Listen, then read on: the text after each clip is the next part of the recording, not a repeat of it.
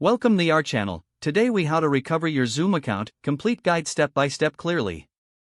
To recover your Zoom account, start by opening the Zoom website or the Zoom app. On the sign in page, look for the Forgot Password link. Click on this link to initiate the password recovery process. You will be prompted to enter the email address associated with your Zoom account. After entering your email, click on the Send button. Check your email inbox for a password reset link from Zoom. If you don't see it, check your spam or junk folder. Once you locate the email, open it and click on the password reset link. This will redirect you to a new page where you can create a new password. Enter your new password, ensuring it meets Zoom's security requirements. Confirm your password by entering it again in the provided field. After successfully resetting your password, return to the Zoom sign-in page. Input your email address and the new password you just created. Click on the Sign-in button to access your account. If you're unable to reset your password due to not having access to your email, click on Need Help Signing In? Follow the prompts to determine the best method for account recovery. You may be asked to verify your identity through alternative means, such as your phone number.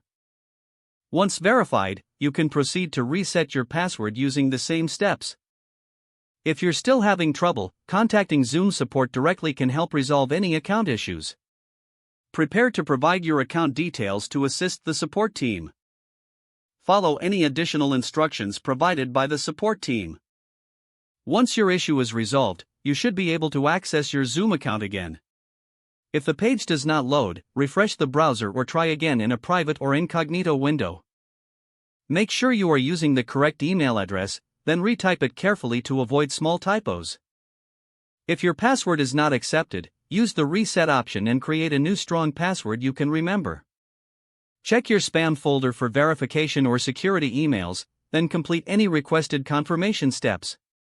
Enable two-factor authentication if available to improve account security and reduce unauthorized access risk.